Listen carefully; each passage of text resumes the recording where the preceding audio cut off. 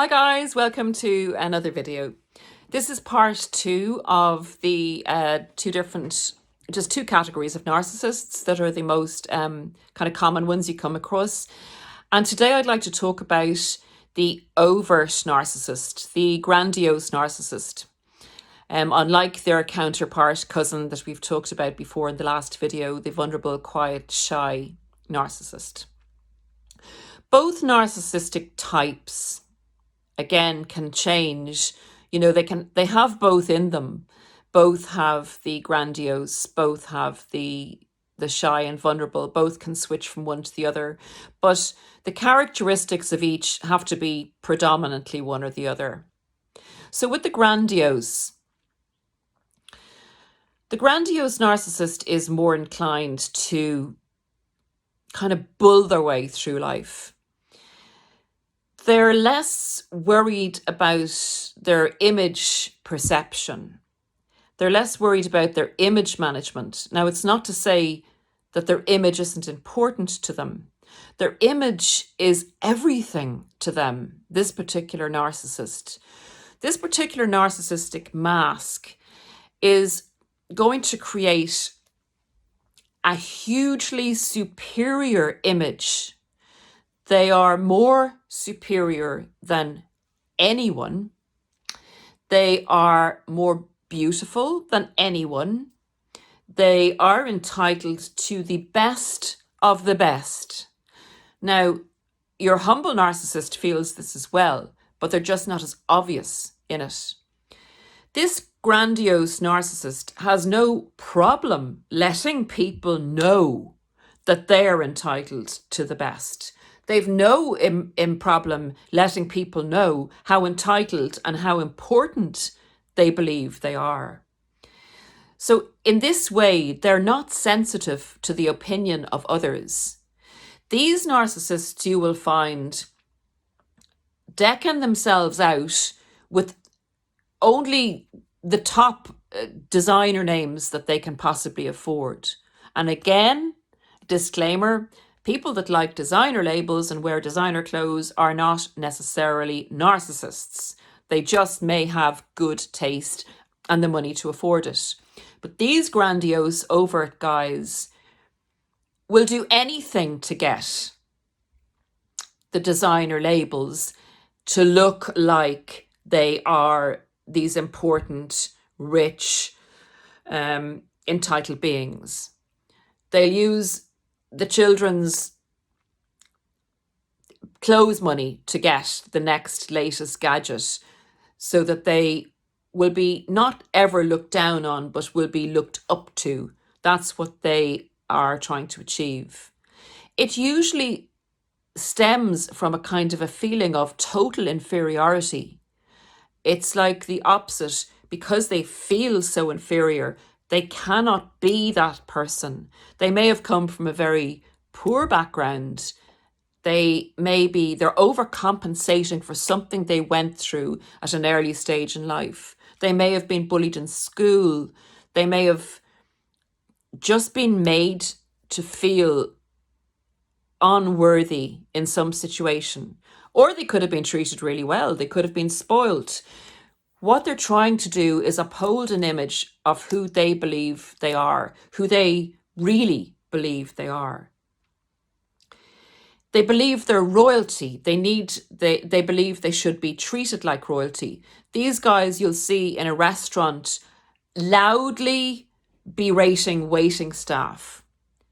You'll see them in a shop situation, causing a big drama or mayhem and insulting, belittling someone who's serving them in the shop and creating a scene so that everyone is aware of their superior opinion and the fact that they're right and they're not being treated the way they should be treated.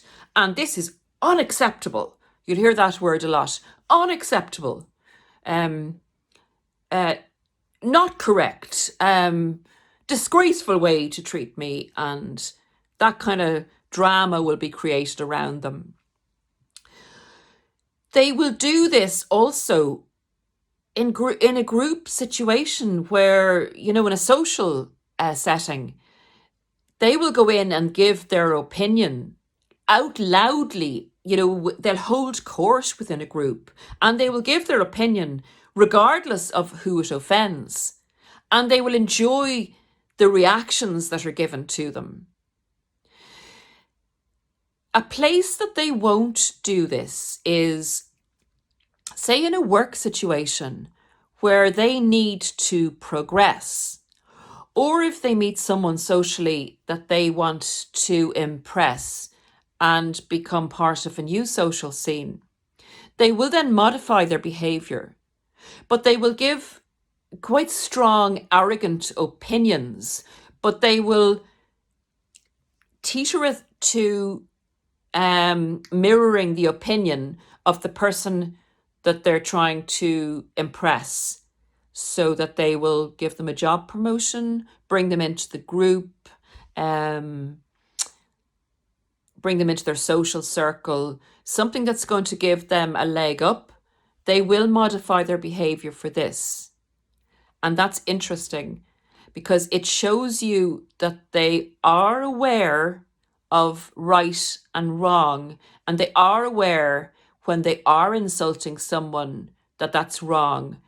But because that person is irrelevant to them, because that person can't do anything for them, because that person is in a controlled environment where they can't come back at the narcissist to keep their job, they have to maintain a certain level of decorum and politeness, and the customer is always right.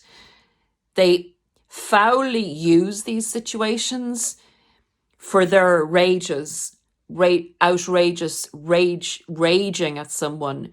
They will do it in a situation that's not going to be harmful to them, and in a very cowardly way where they can get the opportunity to berate and insult another person. They have no problem showing just how evil they can be. They believe in their arrogance, that they are totally superior to these other people. Now, they could be in a very similar job. That makes no difference. For them, they're always working their way up. They're always better than the job that they're doing. But they see anyone below them or even on their same level, if they can't give this narcissist a leg up to something better, as riffraff, as someone who can be abused. How are they then with family? With family, they will expect the family to serve them. If the family don't serve them, if they don't agree with everything this narcissist says, if they don't stand on their head and do cartwheels for them, they will not deal with the family member. They just won't deal with them.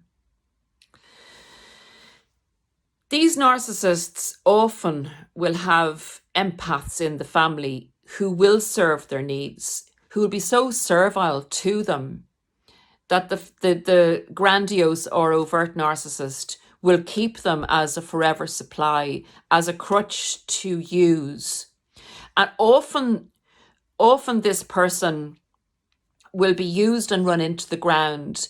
And if they no longer can serve the narcissist, like if they get sick or if they run out of whatever the narcissist is looking for, the narcissist, again, the grandiose, will drop them on a dime. They will have no object constancy. Whatever the person has done for them in the past will be totally relegated to a non-entity and nothing. They have no loyalty to their servers if the server stops serving them. So that's the grandiose narcissist, and in their arrogance. They also want to be overly involved in everything. They see that they have the right to tell other people how things should be.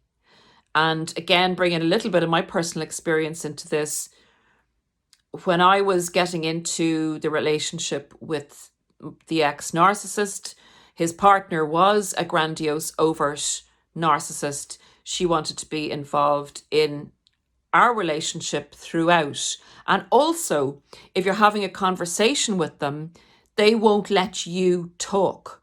if you manage to get a sentence in where there's a brief pause for breath, while they're laying the terms of things down to you and laying hidden warnings about what they will do in a kind of a super sweet way, they'll go against your comment totally and say, oh, no, no, no, no, that's all very well and good, but, and then they'll be off on their spiel again.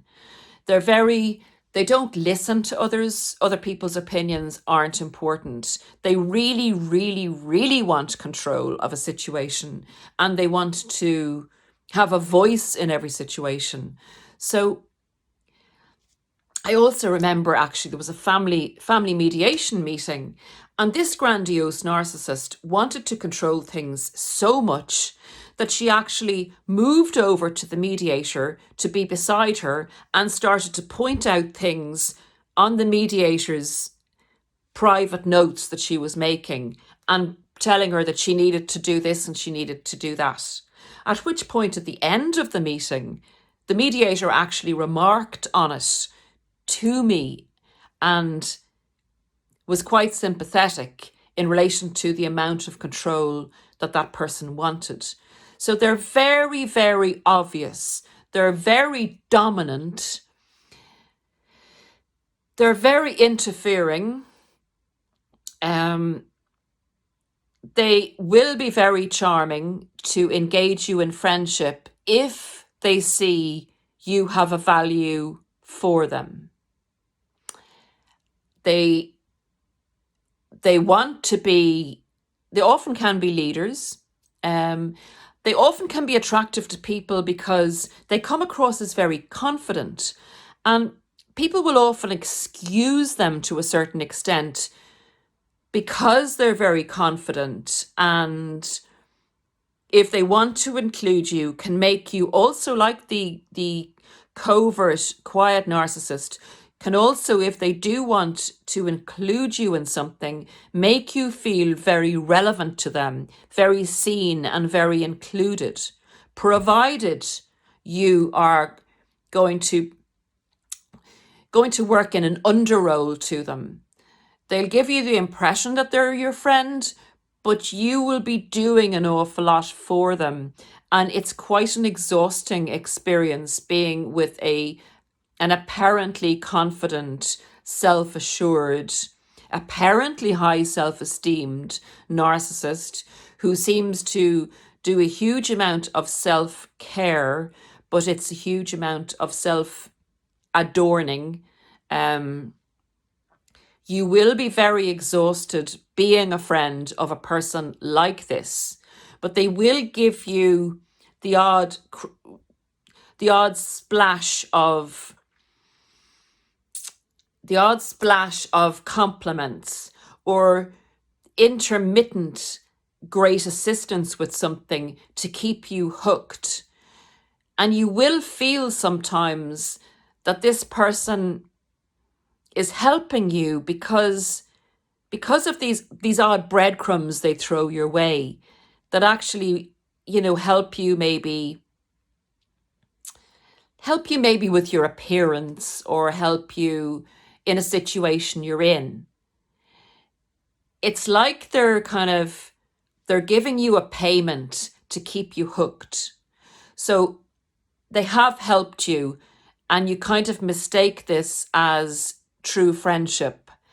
And then you stay in the relationship with them only for you to be being used again by them, and used and used and used till you get exhausted and think this is a one-way relationship. And they'll sense that.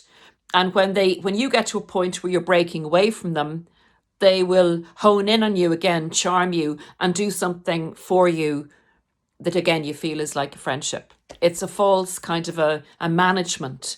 The overts will manage you in this way so that they will have servants do things for them. Treat you really badly unless you can. That's the friend in the servant role, and then they'll treat the others who will give them a leg up in life. They'll treat them well until they're no longer of use to them. So once they've gotten that promotion in work, If they've gone above you and you've helped them get that promotion, you'll see a different side to this overt narcissist. They will drop you as a friend. They will start to give you orders. And a great way of seeing, excuse me, a great way of seeing or telling if someone is narcissistic or an overt type of narcissist is give them some power. These people in power are disgusting. They use power in a very selective manner.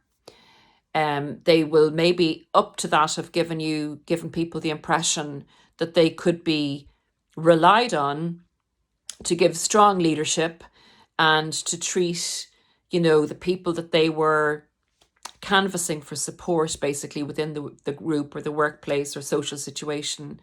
They would have given them the impression that they wanted to do good for everyone and that they were a good person, the same as the other covert narcissist. But once they get into power, that's when you see the true colors, that's when you see the true narcissistic traits coming out.